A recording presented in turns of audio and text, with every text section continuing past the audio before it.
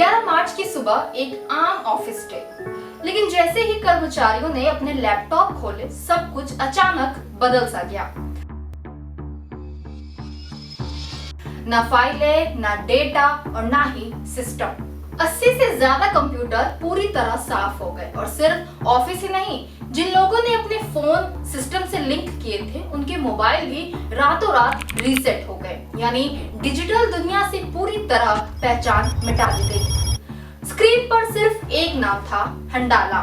लेकिन अब सवाल ये है कि ये हंडाला है कौन और क्यों अमेरिका जैसी सुपर पावर भी इससे डर रही है। दरअसल कहानी शुरू होती है मिडिल ईस्ट की जंग से। एक तरफ जहां डोनाल्ड ट्रंप है, दूसरी तरफ ईरान। मिसाइल से नहीं पहुंच सकता था ईरान, लेकिन अब उसने नया हथियार चुना है, साइबर वॉर। हंडाला एक ऐसा हैकर ग्रुप जो सिर्फ सिस्टम हैक नहीं करता बल्कि पूरा डिजिटल अस्तित्व ही मिटा देता है। इस ग्रुप का नाम लिया गया है एक फिलिस्तीनी कैरेक्टर से जो हमेशा पीठ घुमाकर खड़ा रहता है। मतलब पहचान छुपी हुई लेकिन वार सीधा। पहली बार चर्चा में आया जब हमास ने इजराइल पर हमला किया 7 अक्टूबर 2023। इसके बाद हंडाला ने भी एंट्री मारी। इजराइल के सिस्टम, सरकारी दफ्तर, यहाँ तक कि आयरन डोम से जुड़ी कंपनियां भी सब कुछ निशाने पर। लोग बम से बचने के लिए शेल्टर में भाग रहे थे और उसी समय उनके फोन पर आ रहा था एक लिंक।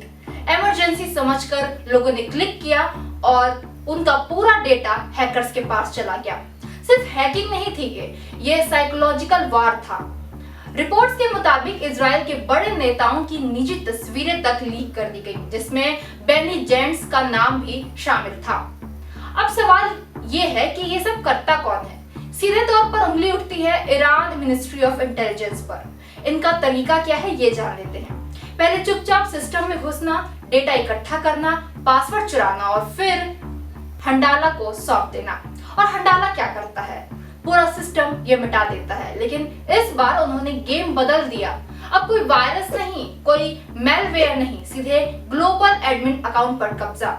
मतलब किसी बिल्डिंग की मास्टर चाबी मिल जाए, अब दरवाजा खुला, हर सिस्टम कंट्रोल में। और क्योंकि सब कुछ ऑफिशियल एक्सेस से हो रहा है तो सिक्योरिटी सिस्टम भी धोखा खा जाता है। और यही वजह है कि ये ग्रुप इतना खतरनाक है।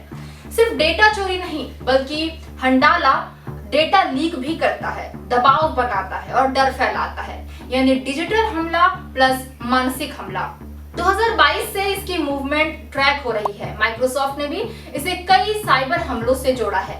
ये ग्रुप सिर्फ अमेरिका ही नहीं बल्कि अल्बानिया तक को निशाना बना चुका है, जहां साइबर अटैक के बाद डिप्लोमेटिक रिश्ते तक टूट गए। और अब ये जंग बदल चुकी है। पहले मिसाइल चलती थी और अब डेटा उड़ाया जाता है। पहले बॉर्डर पर लड़ाई होती थी, अब लैपटॉप और सर्वर पर युद्ध हो रहा है। और सबसे खतरनाक बात यह है, हंडाला ना रूस जितना एडवांस है, ना चीन जितना बड़ा, लेकिन सबसे ज्यादा अनप्रेडिक्टेबल। यही वजह है कि अमेरिका के टॉप अधिकारी, यहाँ तक कि FBI डायरेक्टर तक हैकिंग का शिकार हो चुके हैं। तो अब सवाल आपसे है कि आने वाले समय में युद्ध सिर्फ डिजिटल होगा? कमेंट में बताइए और ऐसी ही गहरी, सच्ची और एक्सपोजिंग खबरों के लिए देखते रहिए आरंभ न्यूज़ में आपके साथ सत्या पांडे।